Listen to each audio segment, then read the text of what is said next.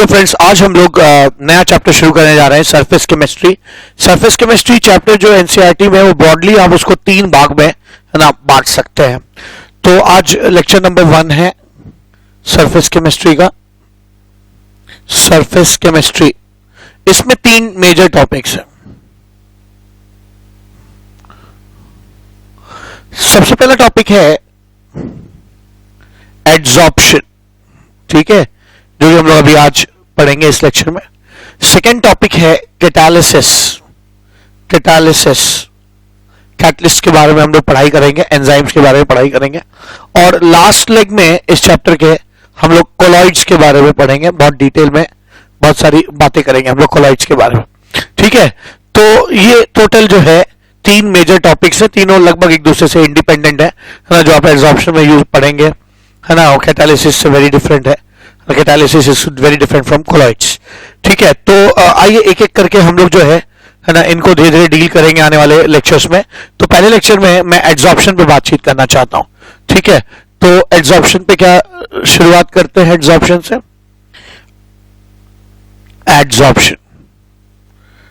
Adsorption ये हमारा topic है।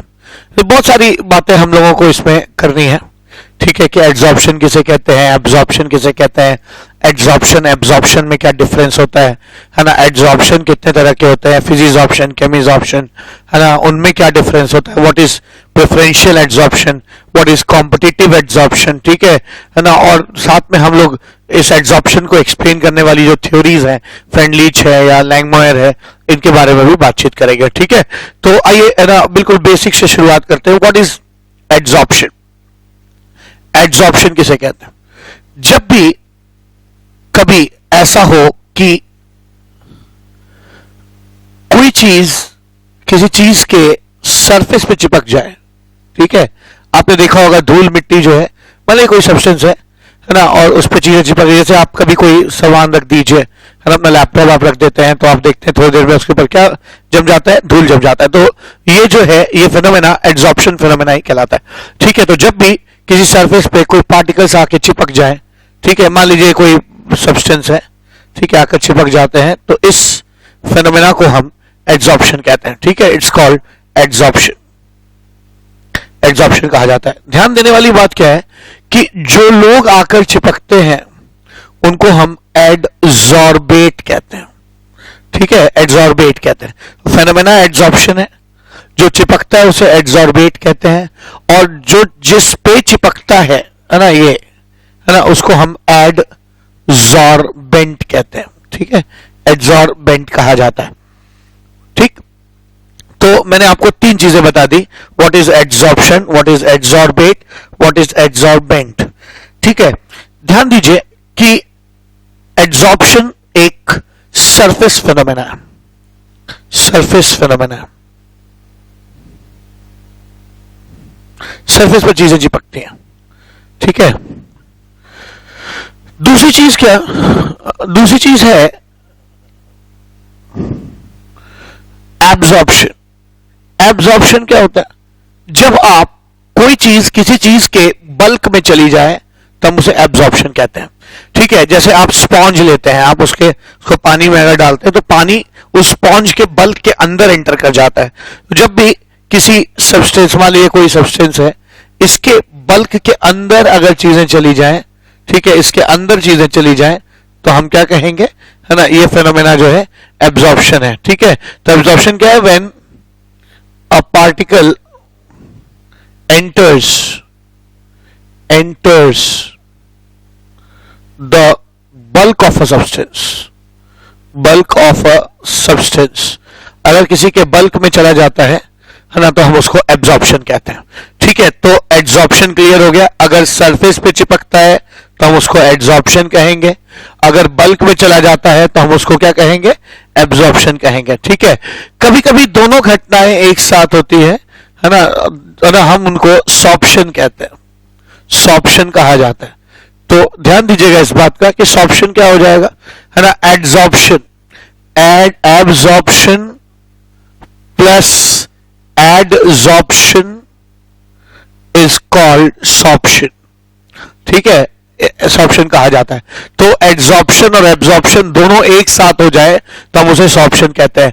जैसे कोई अगर सब्सटेंस है, उसके बल्क में भी चीजें चली जाएं, अंदर भी चली जाएं, और साथ में उसके सरफेस पर भी चीजें जो हैं क्या चिपक जाएं, तो हम इस फिनोमेना को सॉर्प्शन कहते हैं। It is the example of sorption. ठीक है, सॉर्प्शन कहा जाता है।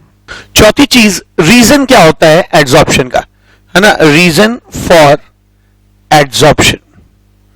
रीजन फॉर एड्सॉर्प्शन, अब क्या रीजन होता है इसको समझिए। अगर कोई एक सब्सटेंस है मान लीजिए, ठीक है, और उसके अंदर एक पार्टिकल है, तो इसके अगल बगल पार्टिकल्स होते हैं, है ना, अगल बगल पार्टिकल्स होते हैं, और इस पार्टिकल को वो हर पार्टिकल अपनी तरफ क्या करता है, अट्रैक्ट करता है। मैं मान के चल रहा हूं कि solid intermolecular force of attraction हो, तो एक पार्टिकल जो एक जो एटम जिसको हम ऑब्जर्व कर रहे हैं, उस पार्टिकल पे नेट फोर्स जो लगता है वो जीरो लगता है। ठीक है, नेट फोर्स जीरो लगेगा। लेकिन अगर एक पार्टिकल सरफेस पे है तो आप ध्यान दीजिए उसके ऊपर नेट फोर्स जीरो नहीं है ना, इसको सरफेस टेंशन जैसा कुछ है, सब नीचे की तरफ खींच रहे हैं। ठीक है, अब होगा क्या, अगर ये चाहता है कि अपना नेट फोर्स जीरो कर ले, अपनी एनर्जी मिनिमाइज कर ले, तो ये क्या करता है, आकाश में उड़ते हुए पार्टिकल्स को अट्रैक्ट करता है। अट्रैक्ट करने से जब ये अट्रैक्शन इनके बीच में ऐसा होगा तो इनके बीच में नेट फोर्स फिर से क्या हो जाएगा, जीरो हो जाएगा। ठीक है, तो सरफेस पे एटम जो है वो क्यों अट्रैक्ट करता है, reason for adsorption is that, है ना, द एटम और molecule at the surface has some residual force which attracts, adsorbates। ठीक है, जैसे इस सरफेस पे अगर कोई है तो उसके ऊपर नेट फोर्स जो लगता है ना, वो जीरो नहीं है। इस पे जो नेट फोर्स लग रहा है एफ नेट, है ना, वो जीरो नहीं है। तो इसको जीरो करने के लिए, क्योंकि इसको जीरो करते ही इसके ऊपर नेट एनर्जी जो है इसकी मिनिमाइज हो जाएगी। ठीक है, आप भी जानते हैं दो अट्रैक्शन करने वाली चीज अगर पास आती है तो एनर्जी कम होती है। तो अगर ये दो चार लोगों को अट्रैक्ट करके चिपका लेगा तो इसकी नेट एनर्जी कम हो जाएगी और स्टेबलाइज कर जाएगा। तो ये जो रेसिडुअल फोर्स है, जो यहाँ पे मैंने रेसिडुअल फोर्स की बात की है, ये रेसिडुअल फोर्स यही है ना, ये फोर्स रेसिडुअल है, बच गया है, अभी जीरो नहीं हुआ है। ठीक है, कुछ बचा हुआ है, तो इस रेसिडुअल फोर्स की वजह से चीजें एक दूसरे को अट्रैक्ट करती है। अब अगर आप पूछे कि हाँ क्या इसके एग्जाम्पल्स हो सकते हैं, तो एग्जाम्पल्स ऑफ एड्सॉर्प्शन पांचवी चीज होगी जो मैं बता रहा हूं। फिफ्थ चीज है एग्जाम्पल्स ऑफ एड्सॉर्प्शन। अगर एग्जाम्पल्स की बात करिए, बहुत सारे एग्जाम्पल्स हो सकते हैं इसके। ठीक है, अब देखा गया है पहला एग्जाम्पल, फॉर एग्जाम्पल 1 देखा गया है कि अगर फाइनली डिवाइडेड चारकोल है, ठीक है, फाइनली डिवाइडेड अगर चारकोल है, पाउडर्ड चारकोल है, तो आप पाएंगे कि उस पर फाइनली डिवाइडेड चारकोल के ऊपर जितनी भी आसानी से लिक्विफाई होने वाली गैसेस हैं, जैसे कि है ना अमोनिया हो गया, या है ना सल्फर डाइऑक्साइड हो गया, या फॉस्जीन गैसेस हो गया, ठीक है ना, या क्लोरीन गैस हो गई। ठीक है, तो ये गैसेस जो है बड़ी आसानी से फाइनली डिवाइडेड चारकोल पे ये गैसेस एड्सॉर्ब हो जाती है, they get adsorbed, are adsorbed. दूसरा एग्जांपल क्या हो सकता है, दूसरा एग्जांपल होता है फॉर एग्जांपल 2, मैं दूसरा एग्जांपल दे रहा हूं।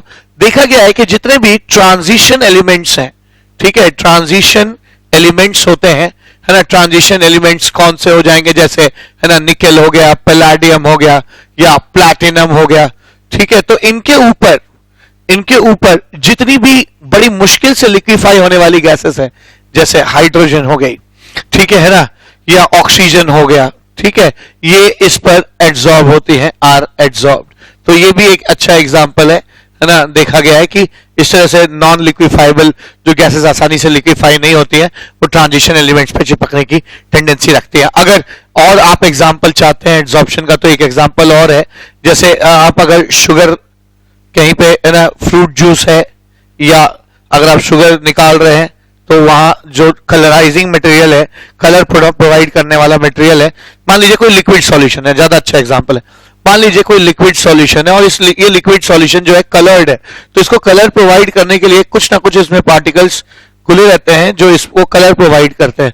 अगर आप इसके अंदर एनिमल चारकोल डाल दीजिए, ठीक है, दिस इज एनिमल चारकोल, ये एनिमल चारकोल है, एनिमल चारकोल। अब होगा क्या, आप पाएंगे कि जैसे आप एनिमल चारकोल इसके अंदर डालते हैं, ठीक है, एनिमल चारकोल डालते हैं इसके अंदर, ये क्या करता है, ये सारे पार्टिकल्स इसके इस चारकोल से आकर क्या करने लगते हैं, चिपकने लगते हैं, ठीक है ना, चिपकने लगेंगे और चिपक कर ये है ना यहां पर ऐसे चिपक जाएंगे और ये डीकलराइज हो जाएगा। तो मैंने देखा है कि चारकोल पर जो कलरिंग सब्सटेंसेस होते हैं उनके चिपकने की टेंडेंसी बहुत ज्यादा होती है। छठी बात क्या, आइए एड्सॉर्प्शन और एब्जॉर्प्शन के बीच में डिफरेंस देखते हैं। एड्सॉर्प्शन, एब्जॉर्प्शन, ठीक है, तो मैं साथ साथ लिखता भी जाता हूं चीजें, ताकि कोई नोट्स बना रहा हो तो मेरे साथ नोट्स बना सकता है, ठीक है। तो एड्सॉर्प्शन एब्जॉर्प्शन में क्या फर्क है, पहला फर्क क्या है, एड्सॉर्प्शन में है ना जो है सरफेस पर चीजें चिपकने की टेंडेंसी होती है, जबकि इसमें बल्क में चली जाती है, ये बात हम सबको पता है, ठीक है। तो एड्सॉर्प्शन में क्या होगा, एड्सॉर्प्शन में ऐसा होगा, ठीक है ना, सरफेस फेनोमेना, ये सरफेस फेनोमेना है, जबकि एब्जॉर्प्शन जो है वो बल्क फेनोमेना है, ठीक है, it is a bulk phenomena, bulk phenomena. एक बात, दूसरी बात, एड्सॉर्प्शन में ऐसा हो सकता है कि सरफेस पे भी लोग हों और बल्क में भी हों, लेकिन concentration of particles on surface is greater than concentration in bulk। मतलब क्या, अंदर और बाहर दोनों जगह लोग हो सकते हैं, लेकिन ध्यान दीजिएगा ऊपर जो कॉन्सेंट्रेशन ज्यादा होगा और बल्क में क्या होगा, कम होगा। जबकि यहां उल्टा है, अगर एब्जॉर्प्शन उसे कहेंगे जहां पर बल्क में ज्यादा लोग हों, बॉडी के अंदर चले जाएं और सरफेस पे कम लोग हों, सरफेस पे कम हो। तो अगर कॉन्सेंट्रेशन इन बल्क या बॉडी के अंदर ज्यादा है देन कॉन्सेंट्रेशन ऑन सरफेस, ठीक है, अगर चीजों का सरफेस पे कॉन्सेंट्रेशन जो है वो कम है, सरफेस पे कॉन्सेंट्रेशन कम है और बल्क में ज्यादा है, तो हम उस फेनोमेना को क्या कहते हैं, एब्जॉर्प्शन कहते हैं, ठीक है। तीसरी बात क्या, तीसरी बात इसकी यह है कि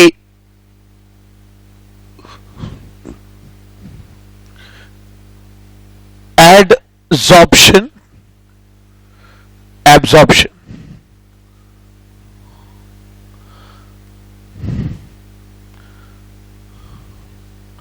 तीसरी बात क्या, तीसरी बात है कि अगर आप एक सरफेस को चमका कर छोड़ देते हैं तो उस पर शुरुआत में चीजें तेजी से चिपकती हैं, लेकिन जैसे जैसे चिपकने की जगह कम पड़ने लगती है, वैसे लोगों का चिपकना धीरे धीरे क्या होने लगता है, स्लो होता है और एक समय इक्विलिब्रियम आ जाता है। तो मैं कह सकता हूं कि एड्सॉर्प्शन शुरुआत में बहुत तेजी से होता है, adsorption initially is very rapid and gradually degrades या डाइज आउट, ठीक है ना। लेकिन एब्जॉर्प्शन के केस में आपने देखा होगा, जैसे अगर आप एक चाय में एक बिस्किट डालते हैं तो चाय जो है बहुत यूनिफॉर्म रेट से उस बिस्किट में एब्जॉर्ब होना शुरू हो जाता है, ठीक है। तो ये लोग जो होते हैं एब्जॉर्प्शन, वो एब्जॉर्प्शन जो है, absorption occurs at uniform rate, ठीक है, एब्जॉर्प्शन बहुत ही यूनिफॉर्म रेट से होता है। ठीक है, तो अब तक हम लोगों ने देखा कि एब्जॉर्प्शन जो है वो सरफेस में चिपकने की टेंडेंसी होती है, जबकि एब्जॉर्प्शन जो है वो बल्क में चिपकने की टेंडेंसी हो जाती है। अगर ऊपर ज्यादा है अंदर कम लोग हैं तो हम उसे एब्जॉर्प्शन कहेंगे, और उल्टा हो जाएगा तो हम उसे एब्जॉर्प्शन कहेंगे। ठीक है, और बाद में एक चीज और देखी मैंने कि एब्जॉर्प्शन जो है वो शुरू में रैपिड होता है लेकिन धीरे धीरे ग्रेजुअली बिकम्स स्लो, जबकि एब्जॉर्प्शन जो है वो यूनिफॉर्म रेट में होता है। चौथी और आखिरी चीज जो मुझे बतानी है वो है एग्जाम्पल। ठीक है, एग्जाम्पल क्या है? फॉर एग्जाम्पल आपने देखा होगा सिलिका जो जेल होता है ना, सिलिका जेल होता है उसके ऊपर वाटर मॉलिक्यूल्स एडजॉर्ब होते हैं, H2O, वो अपने ऊपर वाटर मॉलिक्यूल्स चिपकाता है।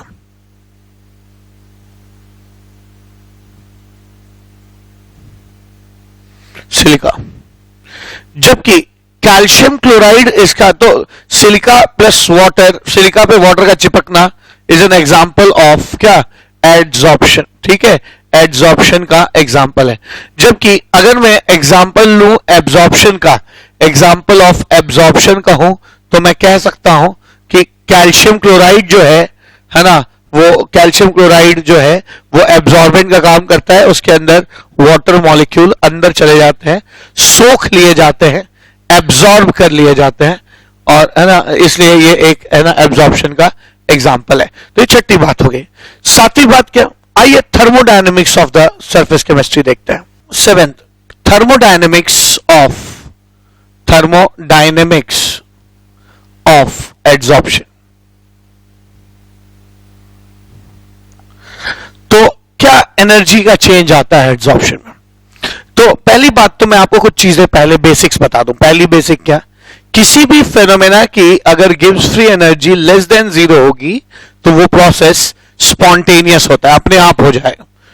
अगर किसी फेनोमेना की गिब्स फ्री एनर्जी 0 होगी तो वो इक्विलिब्रियम में होगा। ठीक है, इक्विलिब्रियम में होगा। और कभी किसी फेनोमेना की गिब्स फ्री एनर्जी अगर ग्रेटर देन 0 होगी तो वो चीज है ना नॉन क्या? स्पॉन्टेनियस होगी, स्पॉन्टेनियस होगी।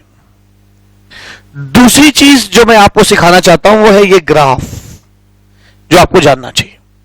ठीक है, अगर दो अट्रैक्ट करने वाले पार्टिकल का ये इंटर न्यूक्लियर डिस्टेंस है, इंटर न्यूक्लियर डिस्टेंस मैं यहां प्लॉट कर रहा हूं, अरे इंटर न्यूक्लियर डिस्टेंस या इंटर मॉलिक्यूलर डिस्टेंस भी आप कह सकते हैं, इंटर है ना मॉलिक्यूलर डिस्टेंस भी कहा जाता है ऐसे। ये पोटेंशियल एनर्जी का ग्राफ है, ऊपर पॉजिटिव पोटेंशियल एनर्जी है, नीचे नेगेटिव पोटेंशियल एनर्जी है। ठीक है, पॉजिटिव पोटेंशियल एनर्जी का मतलब होता है ना रिपल्शन। अगर दो लोगों के बीच की पोटेंशियल एनर्जी पॉजिटिव है तो रिपल्शन होता है, और नेगेटिव पोटेंशियल एनर्जी का मतलब होता है अट्रैक्शन। ठीक है, अट्रैक्शन। अब दो अट्रैक्शन करने वाले लोगों की एनर्जी जब देखी गई तो उनका वेरिएशन ऐसा आता है, जैसे ही दो अट्रैक्ट करने वाली चीजें पास आती हैं उनकी पोटेंशियल एनर्जी डिक्रीज करने लगती है। ग्राफ ऐसा आता है। ठीक है, यानी अगर ये डिस्टेंस है तो पोटेंशियल एनर्जी ये है, ये और पास आ गए, यहां आ गए। ठीक है, इधर 0 है डिस्टेंस है ना, पोटेंशियल एनर्जी और घट जाएगी। जैसे पहले पोटेंशियल एनर्जी ये है, फिर पोटेंशियल एनर्जी पता चला ये हो गई। ठीक है, और पास आएंगे तो पोटेंशियल एनर्जी और घट जाएगी, और पास आएंगे तो पोटेंशियल एनर्जी और घट जाएगी। तो मैं देख रहा हूं कि जैसे जैसे इंटर न्यूक्लियर डिस्टेंस घटता जाता है अट्रैक्शन करने वाले लोगों का, उनकी पोटेंशियल एनर्जी घटती जाती है। यानी पोटेंशियल एनर्जी घटने का मतलब और नेगेटिव होने का मतलब अट्रैक्शन क्या हो जाना? बढ़ जाना। तो मैंने यहां पे एक चीज सीखी, यहां सीखा कि इंटर न्यूक्लियर डिस्टेंस, अगर इंटर न्यूक्लियर डिस्टेंस अगर घटता है ना, तो पोटेंशियल एनर्जी डिक्रीज करती है, और पोटेंशियल एनर्जी डिक्रीज करेगी तो इसका मतलब जाएगी कहां? पहले मान लीजिए 10 जूल एनर्जी अब 5 जूल है ना, तो या -5 है फिर -10 है, तो गई कहां? 5 जूल। तो 5 जूल एनर्जी रिलीज हो जाएगी। यानी पोटेंशियल एनर्जी जो घटती है इंटर न्यूक्लियर डिस्टेंस घटने से, जहां पे अट्रैक्शन है, ध्यान दीजिएगा हर जगह नहीं, जहां आकर्षण होता है जहां पे अट्रैक्शन है वहां इंटर न्यूक्लियर डिस्टेंस अगर या इंटर मॉलिक्यूलर डिस्टेंस अगर चीजों का मान लीजिए दो लोगों के बीच में अट्रैक्शन है, इनके बीच का इंटर मॉलिक्यूलर डिस्टेंस घट रहा है तो इनके बीच की नेट पोटेंशियल एनर्जी घटेगी, और पोटेंशियल एनर्जी अगर घट रही है तो जा कहां रही है, रिलीज हो जाएगी, तो एनर्जी जो है वो रिलीज हो जाती है, एनर्जी इज रिलीज्ड। तो एक चीज सीखा मैंने कि जब भी दो अट्रैक्शन करने वाले लोग पास आएंगे एनर्जी रिलीज होगी। अब मुद्दे पे आते हैं, थर्मोडायनेमिक्स समझते हैं। आपको पता होगा कि डेल्टा जी निकालने का तरीका क्या है, delta G is equal to delta H minus T delta S, ठीक है, जहां ये एंथैल्पी है और ये एंट्रोपी है। एंट्रोपी जो है वो मेजर ऑफ डिसऑर्डरनेस होता है कि किसी भी चीज में कितनी अस्त व्यवस्था होती है, उसको हम लोग एंट्रोपी से नापते हैं। आपको पता होना चाहिए कि एंट्रोपी सॉलिड की सबसे कम होती है, लिक्विड की थोड़ी सी ज्यादा होगी, क्योंकि लिक्विड में है ना डिसऑर्डरनेस थोड़ा सा बढ़ जाता है, सॉलिड में सारी चीजें ऑर्डर्ड वे में अरेंज्ड होती हैं, और फिर लास्टली है ना गैसेस में सबसे ज्यादा डिसऑर्डरनेस होता है। ठीक है, तो ये तीन चीजें प्री रिक्विजिट थी जो मैंने अभी बताई आपको। पहले बताया कि है ना कब चीजें स्पॉन्टेनियस होंगी, एनर्जी और अट्रैक्शन के बीच में क्या, एनर्जी अट्रैक्शन और इंटरमॉलिक्यूलर डिस्टेंस के बीच में क्या रिलेशनशिप है, ये भी बताया कि गिब्स फ्री एनर्जी आप कैलकुलेट कैसे करते हैं, और यही बताया एंट्रोपी का क्या रिलेशनशिप होता है फेज के हिसाब से चीजों के। अब आइए मेन चीज पे आता है, जब एड्सॉर्प्शन होता है तो एनर्जी में कैसा चेंज आता है, क्यों प्रोसेस स्पॉन्टेनियस होता है।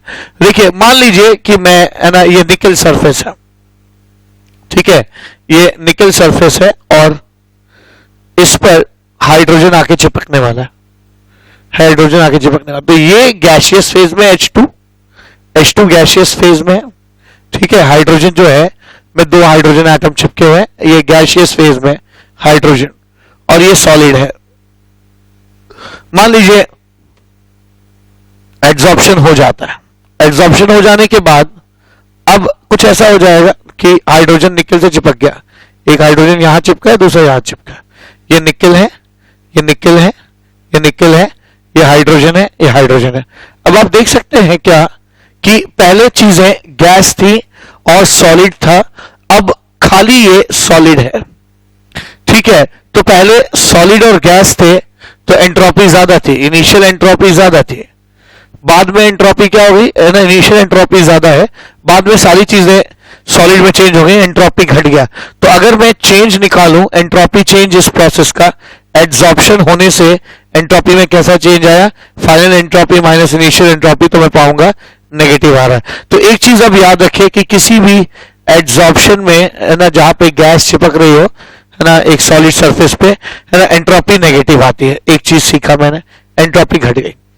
दूसरी चीज, इन दोनों के बीच में अट्रैक्शन है, अट्रैक्शन है, देयर इज अट्रैक्शन, यहां पे अट्रैक्शन है, अट्रैक्शन करने वाले दो लोग पास आ रहे हैं, आके चिपक गए, तो अट्रैक्शन करने वाले लोग जब भी पास आते हैं है ना इंटरन्यूक्लियर डिस्टेंस घटता है, उनकी पोटेंशियल एनर्जी घटती है, एनर्जी रिलीज होती है। यानी इसके यहां आकर चिपक जाने से है ना एनर्जी रिलीज हुई है, उसको हम एंथैल्पी ऑफ एड्सॉर्प्शन कह सकते हैं। एंथैल्पी ऑफ एड्सॉर्प्शन में कह सकता हूं एनर्जी रिलीज होने को केमिस्ट्री में नेगेटिव लेते हैं, ठीक है, तो एंथैल्पी ऑफ एड्सॉर्प्शन भी नेगेटिव आ गया। अब ये दो बातें अगर मुझे पता है तो कहीं ना कहीं मैं गिब्स फ्री एनर्जी की वैल्यू निकाल सकता हूं एड्सॉर्प्शन के लिए, ये वाला फार्मूला इस्तेमाल करके, है ना। हमें मालूम है कि गिब्स फ्री एनर्जी जो है ना delta H minus T delta S करके निकलती है। तो अगर एड्सॉर्प्शन जो फेनोमेना है, इस फेनोमेना के लिए अगर मैं गिब्स फ्री एनर्जी निकालता हूं, delta G adsorption is equal to delta H adsorption minus T delta S adsorption, अगर मैं करता हूं ऐसे, तो आपको पता है कि ये चीज तो नेगेटिव है, टेम्परेचर हमेशा पॉजिटिव होता है, एंट्रोपी ऑफ एड्सॉर्प्शन अभी आपने देखा कि नेगेटिव होता है, तो ये भी नेगेटिव है और उसके सामने नेगेटिव लगा हुआ है, यानी ये पूरी चीज जिसको माइनस टी डेल्टा एस कहते हैं, नेगेटिव नेगेटिव पॉजिटिव हो जाती है, और ये पूरी चीज डेल्टा एच जो है वो नेगेटिव है।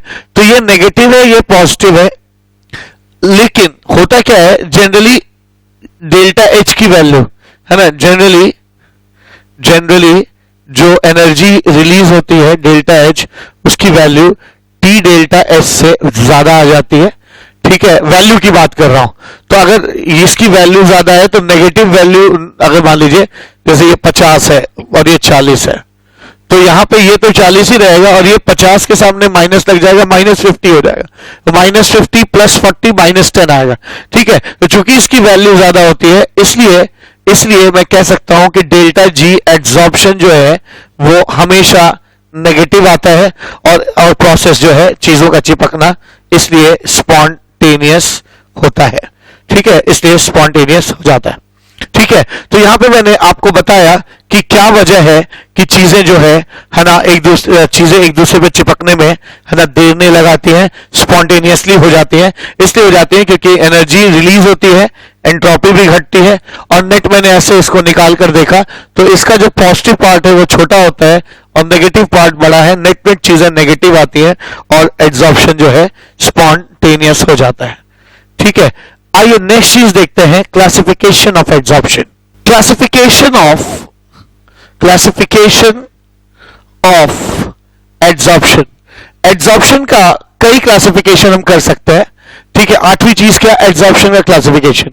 तो एड्सॉर्प्शन को हम 2 तरीके से क्लासिफाई कर सकते हैं। पहला क्लासिफिकेशन क्या हो जाता है, फर्स्ट क्लासिफिकेशन है ना जो है वो हो जाता है पॉजिटिव एड्सॉर्प्शन और नेगेटिव एड्सॉर्प्शन, है ना। फर्स्ट क्लासिफिकेशन पहला क्लासिफिकेशन हम क्या कर सकते हैं, है ना, first classification positive adsorption, negative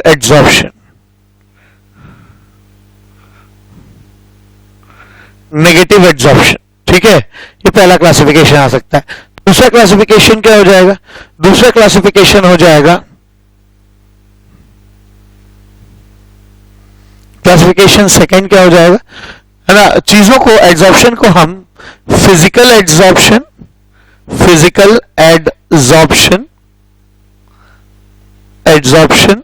और केमिकल एड्सॉर्प्शन में भी क्लासिफाई कर सकते हैं। केमिकल एड्सॉर्प्शन में भी क्लासिफाई कर सकते हैं। फिजिकल एड्सॉर्प्शन को शॉर्ट फॉर्म में या आमतौर पे फिजिजॉर्प्शन भी कहते हैं। ठीक है, तो फिजिजॉर्प्शन एंड फिजिकल एड्सॉर्प्शन एक ही चीज हो जाता है, जबकि है ना केमिकल एड्सॉर्प्शन या केमिजॉर्प्शन एक ही चीज हो जाएगा, केमिजॉर्प्शन एक ही चीज हो जाएगी। ठीक है, तो यहां पे मैंने क्लासिफिकेशन देखा।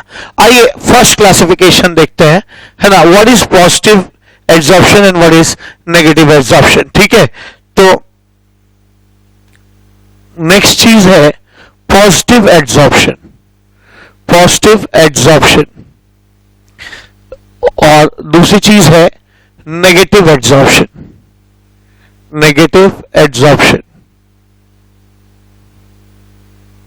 पॉजिटिव एड्सॉर्प्शन का मतलब क्या होता है, बड़ा ही सीधा सा वैसा चीज है ना, जब भी बल्क में कम चीजें हों और सरफेस पर ज्यादा हो, यानी क्या, जब भी एड्सॉर्प्शन ज्यादा हो एब्सॉर्प्शन कम हो।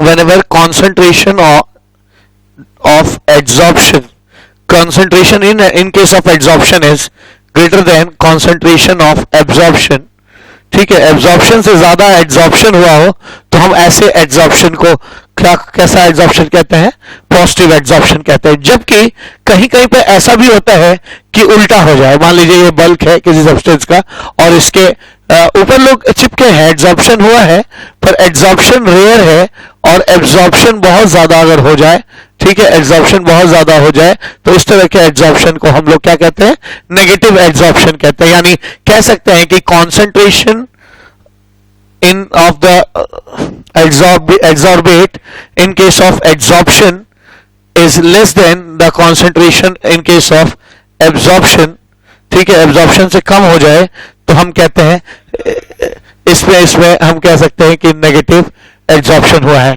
ठीक है, तो जो है ना, तो बहुत ही क्लियर है इस बात में, हम लोगों ने क्लियर किया यहाँ पे क्या कि पॉजिटिव एब्जॉर्प्शन किसे कहते हैं, जहां कॉन्सेंट्रेशन ऊपर ज्यादा हो सरफेस पे और अंदर कम, पॉजिटिव एब्जॉर्प्शन। जब भी ऊपर कम लोग हो और अंदर ज्यादा लोग होंगे तो उसे हम क्या कहेंगे, नेगेटिव एब्जॉर्प्शन कहेंगे। ठीक है, आइए अब अगला क्लासिफिकेशन देखते हैं, physical and chemical absorption. 11 point क्या है, फिजिजॉर्प्शन और केमिजॉर्प्शन में डिफरेंस।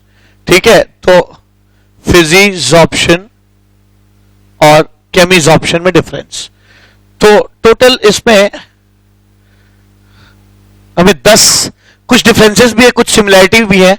मैं नहीं कहता कि मैं दोनों तरफ जो लिख रहा हूं वो डिफरेंट ही है ना, मैं दोनों को कंपेयर कर रहा हूं, दोनों की प्रॉपर्टीज पैरेलली कंपैरेटिव वे में लिखता जा रहा हूं।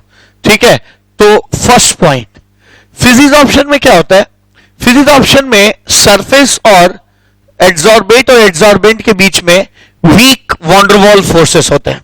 ठीक है ना, फिजिकल फोर्सेस होते हैं, वॉन्डरवॉल फोर्स होता है, जबकि केमिजॉर्प्शन में क्या होता है? केमिजॉर्प्शन में एड्सॉर्बेंट और एड्सॉर्बेट के बीच में एक पूरा केमिकल बॉन्ड होता है, अक्सर ये कोवलेंट बॉन्ड हो जाएगा। ठीक है, दिस इज केमिकल बॉन्ड। ठीक है, ये केमिकल बॉन्ड होता है, ध्यान दीजिएगा।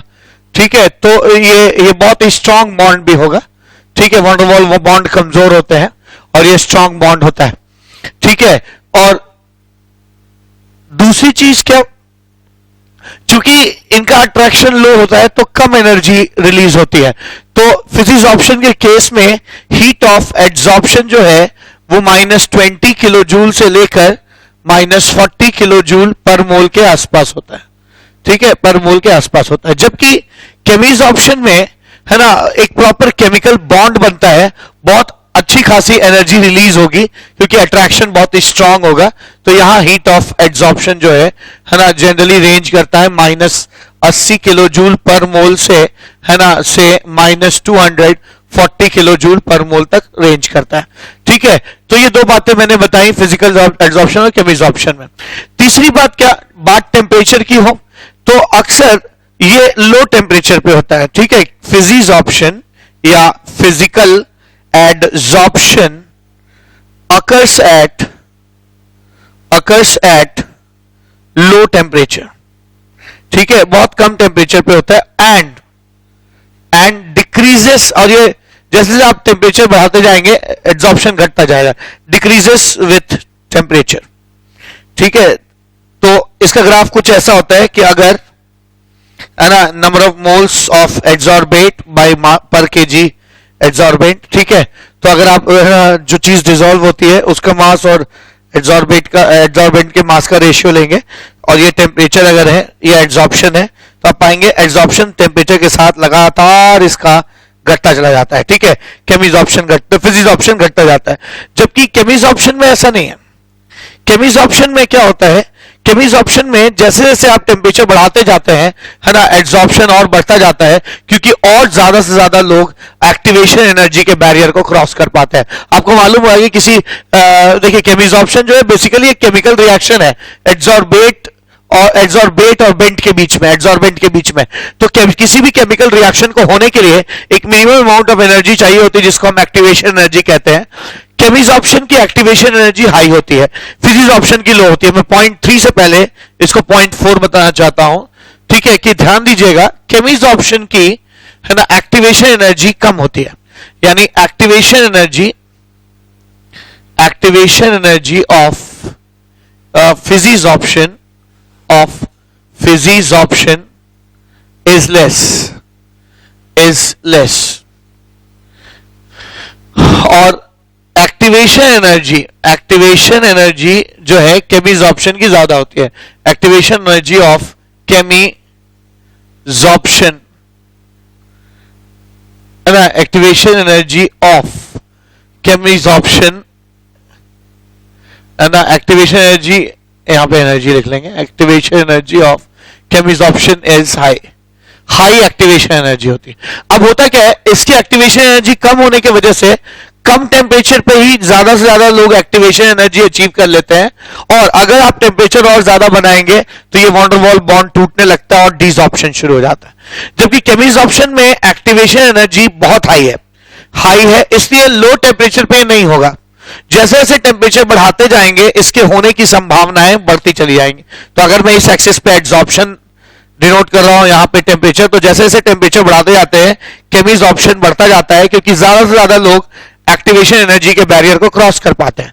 ठीक है, लेकिन अगर आपने एक निश्चित टेम्परेचर से अगर ज्यादा टेम्परेचर किया तो फिर हाई एनर्जी पाकर ये बॉन्ड ब्रेक करना शुरू करते हैं और चीजें डिसॉल्व होना शुरू हो जाती हैं, तो ग्राफ है ना फिर उल्टा चला जाएगा। तो ये ग्राफ ऐसा आता है, ठीक है, कि एक पर्टिकुलर टेम्परेचर तक, एक ऑप्टिमम टेम्परेचर तक केमिसॉर्प्शन बढ़ता है और फिर है ना बॉन्ड टूटने की वजह से घटता चला जाता है। ध्यान दीजिएगा, एक्टिवेशन एनर्जी फिजिकल एब्जॉर्प्शन की, एक्टिवेशन एनर्जी होगा ये भी है ना, activation energy of physisorption is low, कम होती है, जिसके वजह से लो टेम्परेचर पे ही ये होना शुरू हो जाते हैं, बल्कि ज्यादा टेम्परेचर देने पे बॉन्ड टूटने लगता है। जबकि इनकी एक्टिवेशन एनर्जी हाई होने की वजह से है ना, इनकी एक्टिवेशन एनर्जी हाई होने की वजह से नया दिया है ना, ये शुरू में लो टेम्परेचर पे होंगे ही नहीं।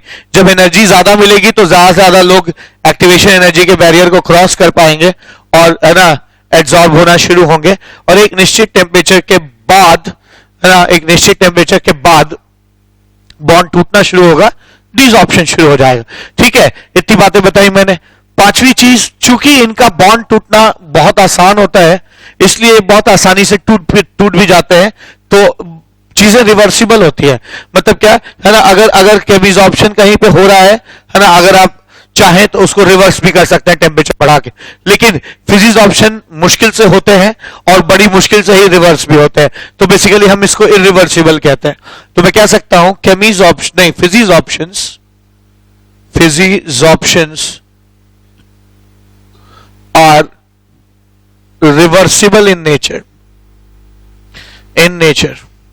ये बड़ी आसानी से वापस चले जाते हैं क्योंकि बहुत कम एनर्जी इन्वॉल्व होता है, थोड़ा भी आप एनर्जी देंगे वापस आएगा, लेकिन इनको रिवर्स करने के लिए आपको बहुत एनर्जी देनी पड़ेगी, आसानी से रिवर्स नहीं होते। इसलिए इसको केमिस्ट्री में हम लोग क्या पढ़ते हैं कि केमिसॉर्प्शन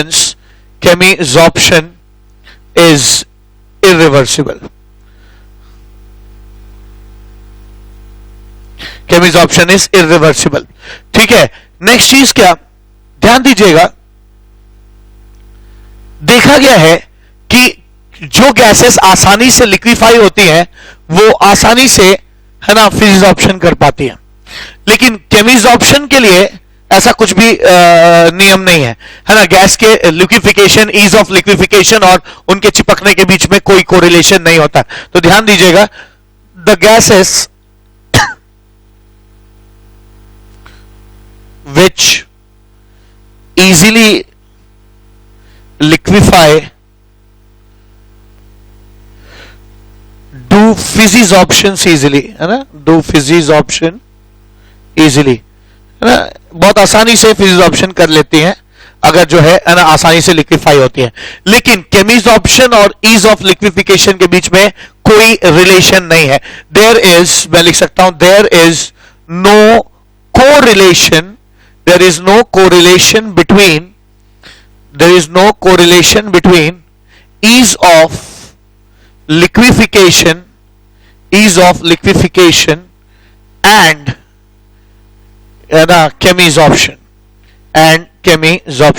chemisoption और ease of liquefaction में कोई रिलेशनशिप नहीं होता है। ठीक है, अगली चीज क्या, सातवीं बात, फिजिसॉर्प्शंस नॉन स्पेसिफिक होते हैं। जैसे आपने देखा होगा कहीं पे अपनी गाड़ी या कार को आप चमका कर अगर बाहर धूल पे बाहर रख देते हैं तो है ना उस पे चीजें चिपकने लगती हैं, धूल चिपकता है, उसको फिजिसॉर्प्शन कहते हैं। अब एक तो बहुत आसानी से रिवर्सिबल होता है, अगर आप कपड़े से पोंछे तो है ना साफ हो जाता है। अब धूल का चिपकना एक फिजिसॉर्प्शन है और एकदम नॉन स्पेसिफिक होता है। धूल जो है कार के ऊपर भी चिपक जाएगी, बाइक पे भी चिपक जाएगी, दरवाजे पे भी चिपक जाएगी, विंडो पैन पे भी चिपक जाएगी। ठीक है, तो फिजिसॉर्प्शंस जो होते हैं वो स्पेसिफिक नहीं होते, जबकि केमिसॉर्प्शंस बहुत स्पेसिफिक होते हैं। निकल पे हाइड्रोजन ही चिपकेगा, निकल के अलावा आयरन कर देंगे तो भी हाइड्रोजन नहीं चिपकेगा, और हाइड्रोजन की जगह आप कोई और गैस कर देंगे तो भी वो निकल पे नहीं चिपकेगा। तो केमिसॉर्प्शंस केमिकल रिएक्शन की तरह ही स्पेसिफिक होते हैं। जैसे केमिकल रिएक्शन में पता होता है कि कौन किससे रिएक्ट, हर चीज से रिएक्ट नहीं करती, कौन सी चीज किससे रिएक्ट करेगी हमें पता होता है ना। तो केमिसॉर्प्शंस जो है वो बहुत स्पेसिफिक होते हैं, जबकि फिजिसॉर्प्शन स्पेसिफिक नहीं होते, धूल कहीं भी चिपकती है। तो मैं एक चीज और लिख सकता हूं कि फिजिसॉर्प्शन is non-specific in nature, ठीक है, बिल्कुल स्पेसिफिक नहीं होता। Physisorption is non specific in nature, जबकि ये जो है chemisorption is very specific in nature, very specific in nature. ठीक है, नेचर जो है बहुत ज्यादा स्पेसिफिक होता है। ठीक है, ठीक। नेक्स्ट चीज क्या, आठवीं बात क्या, केमिजॉर्प्शन में मल्टी मॉलिक्यूलर लेयर होता है। ये वॉन्डरवॉल है ना, ग्रेविटेशनल फोर्स जैसा होता है, हर आदमी को अट्रैक्ट करता है। हो सकता है इसके ऊपर भी एक लेयर आ जाए, हो सकता है इसके ऊपर भी एक वॉन्डरवॉल फोर्स की लेयर आ जाए, पर केमिजॉर्प्शन में क्या होता है, केमिजॉर्प्शन में है ना फिक्स होता है, निकेल जो है वो हाइड्रोजन से चिपकेगा, हो गया, बॉन्ड बन गया। अब इसके ऊपर चाहो कि फिर से एक और हाइड्रोजन चिपक जाए तो ऐसा नहीं हो सकता, क्योंकि निकेल और हाइड्रोजन एक ही बार रिएक्ट करते हैं। तो क्या सीखा, मैंने सीखा कि फिजिजॉर्प्शन में है ना हमें मल्टी मॉलिक्यूलर लेयर मिलती है, मल्टी मॉलिक्यूलर लेयर मिल जाती है, मल्टी मॉलिक्यूलर लेयर मिलेगी। जबकि केमिजॉर्प्शन के केस में आपको मोनो मॉलिक्यूलर लेयर मिलती है, एक से ज्यादा मॉलिक्यूलर नहीं चिपकते, मोनो मॉलिक्यूलर लेयर मिल जाता है। ठीक है, तो ये चीज मैंने आठवीं बात बताई। अगली चीज क्या है ना, प्रेशर की बात करिए। ठीक है, प्रेशर की बात की जाए, जहां तक प्रेशर की बात है, प्रेशर बढ़ाने पर दोनों ही एड्सॉर्प्शंस घटते हैं। ठीक है ना, प्रेशर बढ़ाने पे दोनों ही एड्सॉर्प्शंस घटते हैं, है ना। अगर आप ज्यादा नहीं बढ़ते हैं, सॉरी, है ना, जैसे जैसे आप प्रेशर बढ़ाते जाते हैं चीजों के चिपकने की टेंडेंसी और बढ़ती जाएगी। ठीक है, तो मैं कह सकता हूं कि फिजिजॉर्प्शन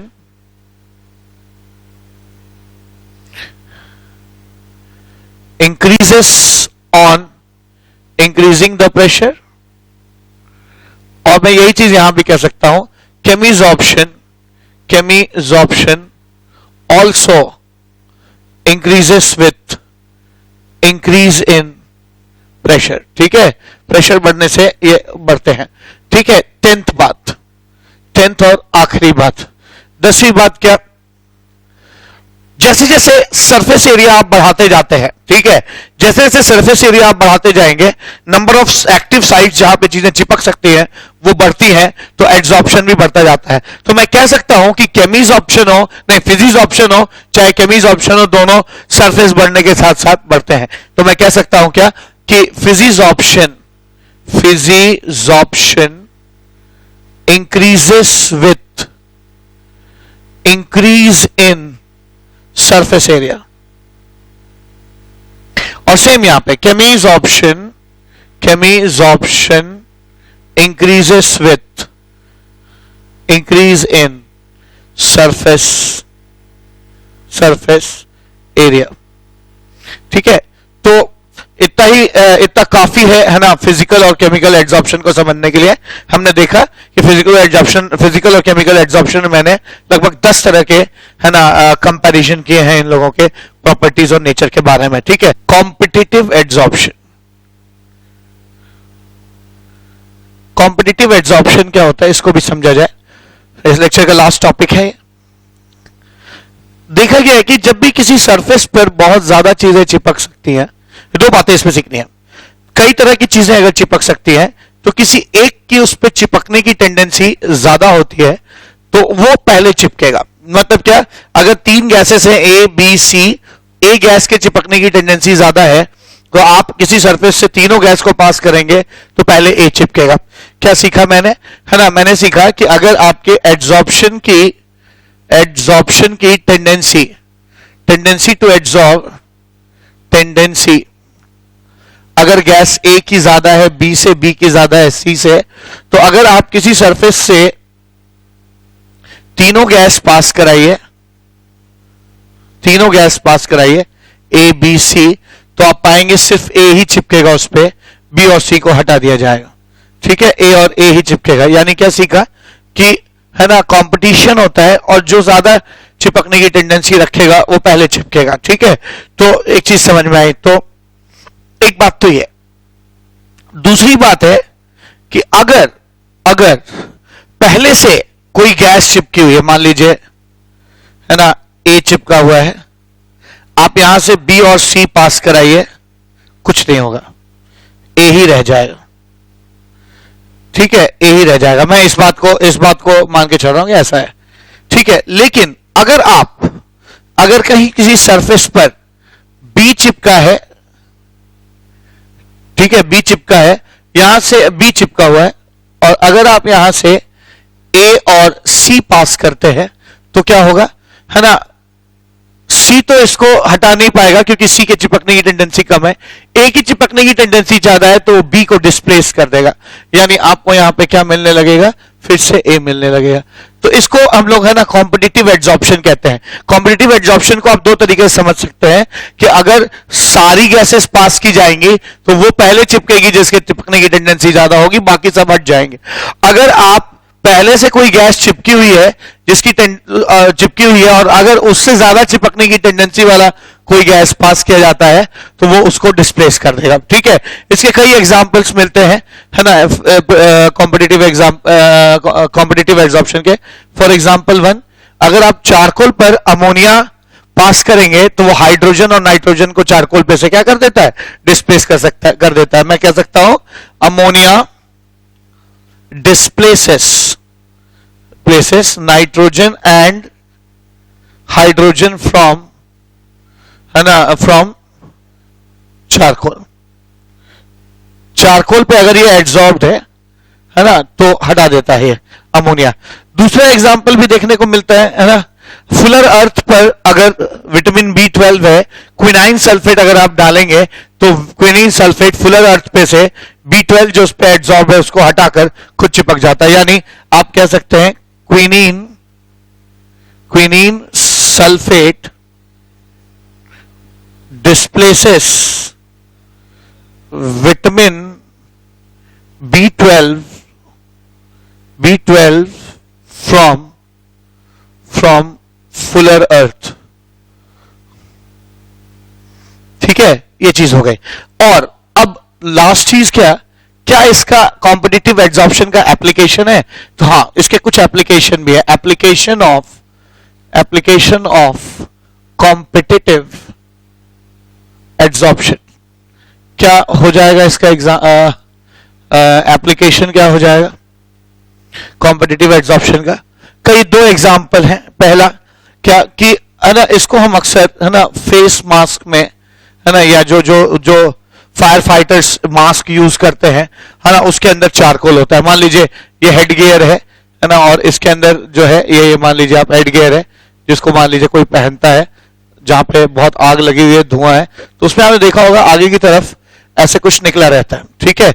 इसके अंदर चारकोल होता है, और इस चारकोल जो है वो क्या करता है, जितनी भी पॉइजनस गैसेस है, इत्तेफाक से वो बहुत ही आसानी से लिक्विफाइबल गैसेस भी है, और आपको पता है जो गैसेस आसानी से लिक्विफाई होती हैं उनके एब्जॉर्ब होने की टेंडेंसी बहुत ज्यादा है, ठीक है। तो जितनी भी पॉइजनस गैस हैं वो आसानी से इजीली लिक्विफाइबल भी होती है, इजीली लिक्विफाइड, वो गैसेस प्रेफरेंशियली चिपक जाती हैं चारकोल में। कौन कौन सी गैसेस होती हैं, क्लोरीन हो गया, या SO2 हो गया, या क्या हो गया, SO3 गैसेस, ये एब्जॉर्ब हो जाएंगी प्रेफरेंशियली और चारकोल में। और जो नॉन पॉइजनस गैसेस हैं वो चिपकती नहीं है। अगर कॉम्पिटिटिव एड्सॉर्प्शन की बात करिएगा तो हाइड्रोजन या नहीं, जो नॉन पॉइजनस गैसेस जैसे नाइट्रोजन हो गया या ऑक्सीजन हो गया, ये आसानी से चिपकने की टेंडेंसी नहीं रखते हैं क्योंकि they are not easily liquefiable gases, not easily liquefied है ना।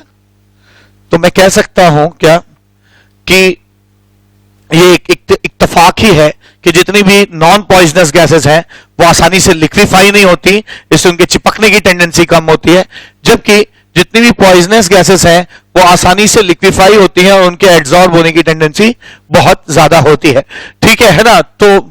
तो इसी बात का हम लोग फेस मास्क में सहारा में यूज कर लेते हैं, और जितनी भी नॉन पॉइजनस गैसेस हैं वो हमारे, है ना, नाइट्रोजन ऑक्सीजन जो है वो हमारे नाकों तक पहुंच जाती है, जबकि जितनी भी पॉइजनस गैसेस हैं वो इसी चारकोल के, है ना, उसमें चिपक जाती है, हेलमेट में चिपक जाती है। एक और एग्जांपल क्या हो सकता है, हम लोग जो है, मान लीजिए एक बर्तन है जिसमें कई सारी नोबल गैसेस हैं और आप चाहते हैं कि उन नोबल गैसेस को आप अलग अलग कर दें, ठीक है। तो एक बर्तन में नोबल गैसेस अक्सर कोकोनट चारकोल पर कोकोनट चारकोल पर चिपकने की टेंडेंसी होती है। मान लीजिए हीलियम चिपका है, फिर नियॉन है, फिर आर्गन है, फिर क्रिप्टन है, ऐसे गैसेस चिपकी हुई हैं। हम करते क्या है, हम लोग करते हैं धीरे धीरे आप इसका टेम्परेचर बढ़ाइए। जैसे टेम्परेचर बढ़ता जाता है डिसॉर्प्शन शुरू होगा, और सबसे पहले वो डिसॉर्ब करेगा जिसकी है ना कॉम्पिटिटिव एड्सॉर्प्शन की टेंडेंसी सबसे कम होगी, यानी जिसकी प्रेफरेंशियल एड्सॉर्प्शन कम होगा, जिसके चिपकने की टेंडेंसी सबसे कम होगी। ठीक है, तो इससे क्या होता है, जैसे आप कोकोनट चारकोल पे आप मिक्सचर ऑफ इनर्ट गैसेस चिपका लीजिए और क्या करिए, धीरे धीरे इसको गर्म करना शुरू करिए। हो सकता है कि जिस बर्तन के अंदर ये रखा हो उसमें सबसे पहले हीलियम डिसॉर्ब हो, हीलियम जो है डिसॉर्ब होके बाहर निकल जाएगा और बाकी सब लोग चिपके रहेंगे। हीलियम आपने निकाल लिया, अब कौन बच गए, नियॉन बच गया, आर्गन बच गया और क्रिप्टन बच गया। फिर थोड़ा सा टेम्परेचर आपने बढ़ाया है ना, फिर आपने थोड़ा सा टेम्परेचर बढ़ाया तो पता चला जो है नियॉन गैस डिसॉर्ब हो गई और जो है ना ऐसे आर्गन और क्रिप्टन है। ध्यान यहां यह रखना है कि जिसकी एड्सॉर्प्शन की टेंडेंसी सबसे ज्यादा होगी, कुछ इस तरह से क्रिप्टन, आर्गन, नियॉन, हीलियम, जब ऐसे होगा तभी तो एब्जॉर्प्शन की टेंडेंसी अगर ऐसी है, इधर बढ़ता जा रहा है, तो डिसऑर्प्शन इधर टेंडेंसी बढ़ती जाएगी। यानी अगर आप गर्म करेंगे तो सबसे पहले वो जाएगा जिसके एब्जॉर्ब होने की टेंडेंसी सबसे कम होगी, फिर नियॉन आपने अलग हो जाएगा। तो इस तरह से आप क्या कर सकते हैं है ना, इसको लगातार करके आप हर एक गैस को दूसरे गैस से बड़ी आसानी से सेपरेट कर सकते हैं। तो प्रेफरेंशियल एड्सॉर्प्शन या कॉम्पिटिटिव एड्सॉर्प्शन की वजह से हम फेस मास्क बना पाए, कॉम्पिटिटिव एड्सॉर्प्शन की वजह से हम लोग जो है नोबल गैसेस के मिक्सचर को है ना आसानी से सेपरेट कर सकते हैं। तो लेडीज एंड जेंटलमैन, इस लेक्चर में जो कि सरफेस केमिस्ट्री का पहला लेक्चर है, बस इतना ही।